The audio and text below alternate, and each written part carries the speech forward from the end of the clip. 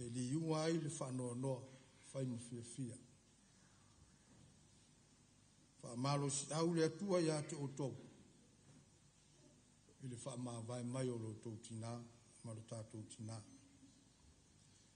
I believe we are here not to praise Whailang and what she has done while she was alive. But we are here because of Whailang and what she has done for her own children, grandchildren, and great-grandchildren. Tātou o mai e vivi le atua, ma whamanuina le anga le leo le atua, ona o le mea lofa o Whailang. Sa o tau sa afi le po le asoluru le afonto sa afi le nei tai au. Ta leni e tele sa ia Whailang. Vi ia le atua ona o Whailang. O upu le tupu o le mueli, le sa ta ua nisi o mori mau, whata oto e tolu sifuru maratasi, a mata ai le fasili whai mai, o ai ea se wana maua se tina le lei. Whai mai le mueli, o le tina le lei, e sili lo na tau i penina. O te le whai atu o Whailangi e whapena, a o tina. O fiure mea sua se mea whapere tu spaia. O le tamale lei, e sili lo na tau. Le se mea whapena tu spaia. Na le tina a. E au ngā whali mali o Whailangi, whamanat moi mo tātou tina. Mo tātou, e tu pā o tina. Whai mai e tu lai o ia o pō lava. Ma avatu me ai lo na ainga. E le fefe o ia ona o lo na ainga i le kiona. Na te fusia lo na suru ngā titi i le malosi. O le malosi ma le mamalu e whai ma ona ofui. Tau tala o ia ma le poto. Ono rau whaiva le tū la fono o le alofa. E tū lai maila na whanau. Ma whawhetai i a te ia. Tōru se furu ma le lima mea whapea le tono na ta upule e tōru tasi. E winga i le tina, whai mai le muelu. E sili lo na tau i penina. O tau tina ele o tau i penina. Tau te sili atu i penina. Sili atu i penina. Te le rapeto o fia ni tina whapena le inei. A e to o fia fo ni tina whapena. Na whana nau mai le tina lea. Tono loto ai. Te le iloa. E tolu a mea o te mai tauina e loto tina. Lena ta uaili. Fionga ia moala. Me mua. Whailangi e toa maari e. E le pei o utai. O utai e ta fiti solo toina. Te le rupe mi mita po le aene whaibari toina. A o to whailangi. Toa maari e whailangi. E le se tangata e ta furu solo pe ta fiti vale. Toa maari e lona o langa malona siusio manga. O se tangata e loto mawalalo manga maru. Ya sa matal tala noa ana po malo tolu. Ma fau. Pena i se taimina. La ngona ele leo Whailangi i nei. Lei ma se taimi. Tau whaalonga le leo Whailangi pe ua whilo na whale. Ile mea sa au mawai. Le winga fo ile sa talia ile mai alto ina uta. Ale lolo se me tu e utai. Fasanga si lo matua. Lento un bon mau. Ai sa talia le loto mawala. Maleanga e malu. O le melon tolu. O tato umai whaalo alu. O tasi le mea no uloa le tau tina. Whaalo alu. So se taimi o te awhia tuai e asi. E le mwhaiona sa whailangi. Ise no fua. Never. Ise se e le whala. E taimi o te matamuri ai. No se e fo le ma. ia e tua e lunga o tau le faina tua pipe fai a faila o le fala i le faina no fo se no fo te le loa failangi pe ai sea po le masani no fo i fo le ula o si fo sao to sa afi o se tina tawivi se tina fi nau o se tina lo tele o se tina ngalu e malos a fua ia o ngā o tou o fua ia o le fi nau ma le tawivi ma le loto tele ma le ngalu e malos o failang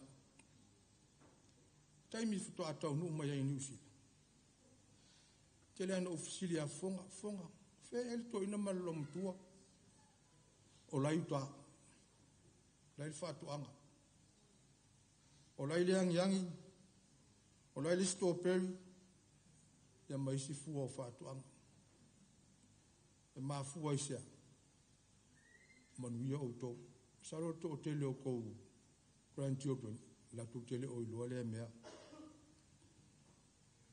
o no fa na po mo ma fo de tala len fam tala na naima lau pa tu pa le mele o le ufi vau ia o tele ropeto o fiani so tato nei mala malama le mele o le ufi vau o le sile o me toru e tapa ia i Samoa pe au naonge o le ufi vau a le ufi vau e tasi ale tolo e le tele tolo e sala lau solo e palpala a tu la lo yo lo no winga e pe fua fo ringa o failang e pe fua lo no lau e le amba pala pe a ti fai la lo su e mai le tolo le tasi o le ufiva a le nau le lo matua ia ma o ona ma lau le lei ona alo ma na fa nau ia se tanga la tato le malo lo si o tamaia le mai fai mai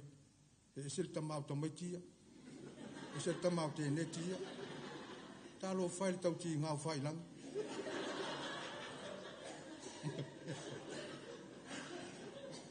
mi tau tia le ufi vau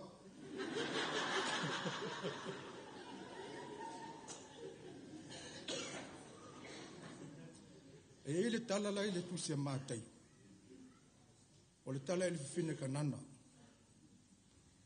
o le fine unu ese ana alu le malanga Yesu le nu o turam saitonu ya alwane le fine le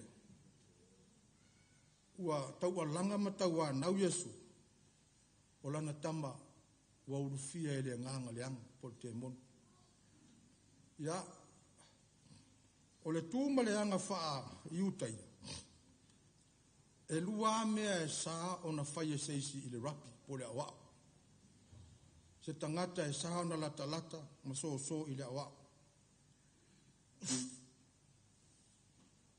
O le tangata o nu esi ma le tina o mea ia e lua e saa o na e so ma e lata ma e pipi o le fine ma le tangata o nu esi.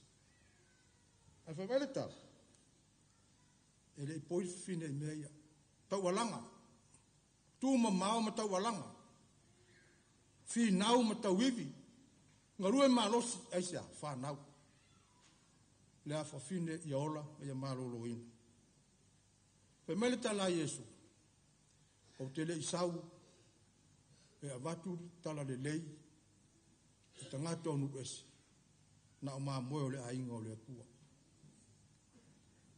ai le ila ai le fine na fa fiu ma fa ti nga Yesu se ia o ina fitala Yesu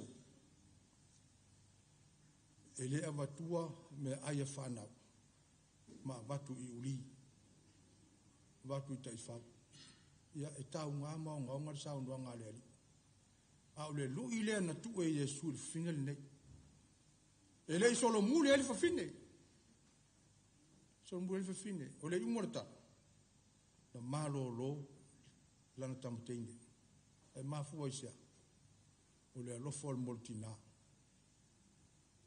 e soli le tu la fono o le alofo o le moltina o tau fana o tau ai meri lei ma mea e tele ma manuia e nei atunu le fo fana nau o tau whanau tutupu mai tau ainga o tau tele o ren fai maina nai e se lau fik se furu mon tupu ai au wha upoponga le to tonu o le tato polkala se lau viva se furu mare lua tangata whanau mai le tinalia ia tangata na ola mai limo le tinale nei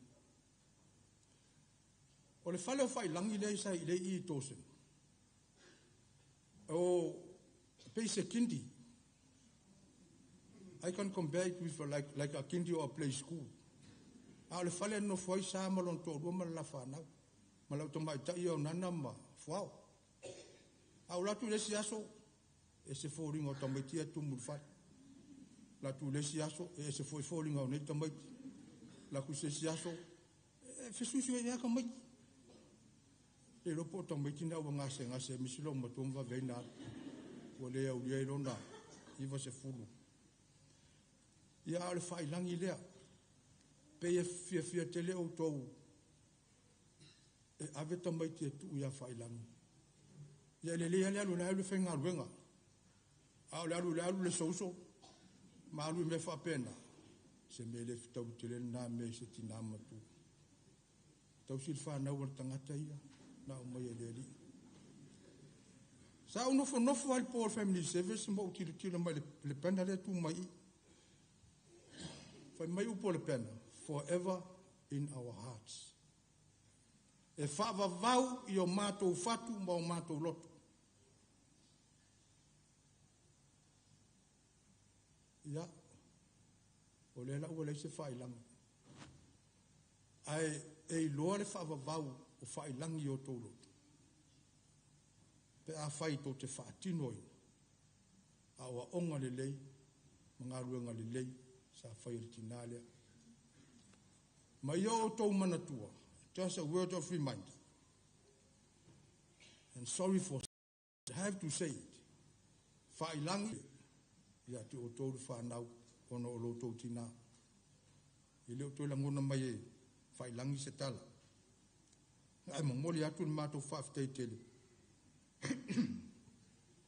ono o le sao ma le soifua o ngā fai langi tonu o le kalesia ai e foni fale tonu o le kalesia ia alo fangia ma mangaro le mato maftang ai mongoli atu ni whaaftei tele ono mea uma soifua o ngā mara soifua tautua tau vivi ma le ngarue malos fai langi tonu le kalesia ngase le tina o le mfeonto o mai I tapua inga ma le farsa ia ai o lava ia singa ile ngata ia tia le fa pe foi sunga fai fa nei le mo mawale o tele iro le le ngor to ruo sa te fiu e tau mafo fa le ngor to ma lomba te ulo mafo fa le pona mo mawa a o isi taimu o tau alanga long matua ingo o istangata a le luos futo tau sanga o lano ele tau wala awalo na ingo ele iro pe aisea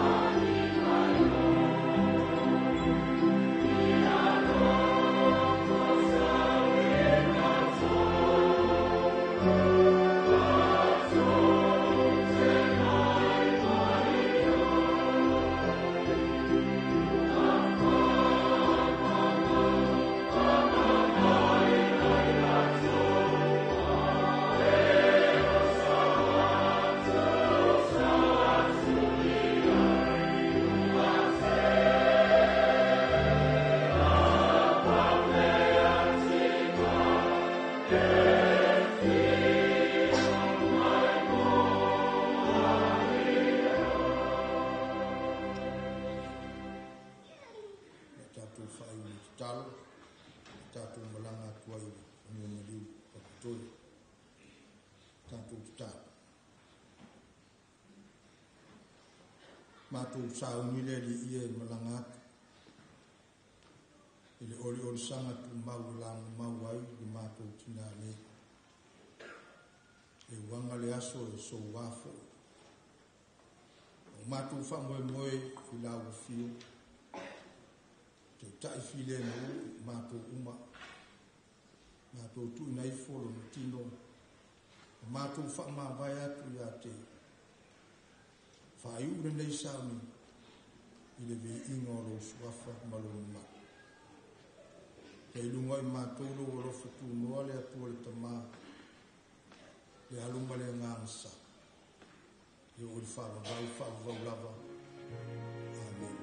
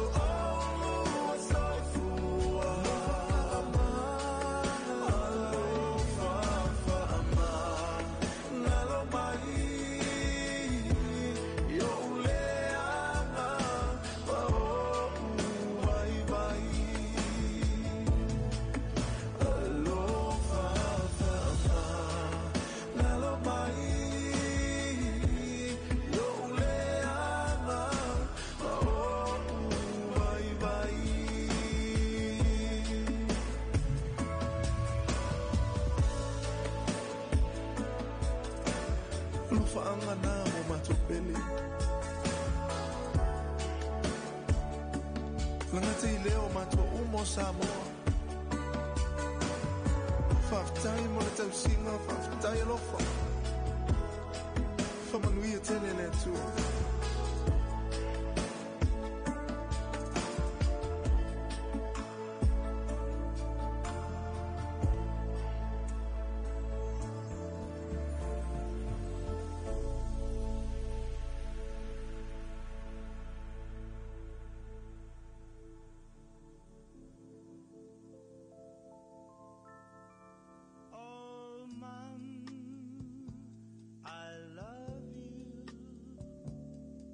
Yes, I do.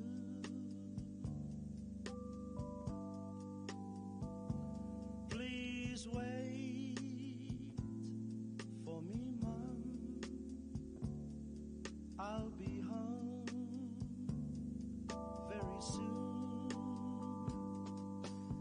I never knew just how much you meant to me.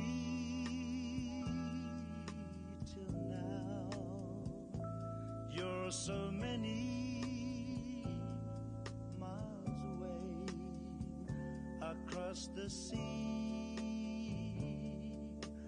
Only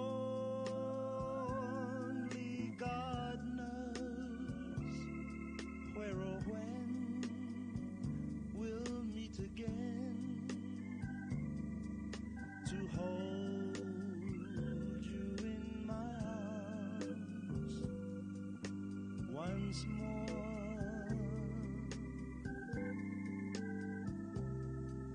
to hear your voice and to see your smile. God, please do keep my mom.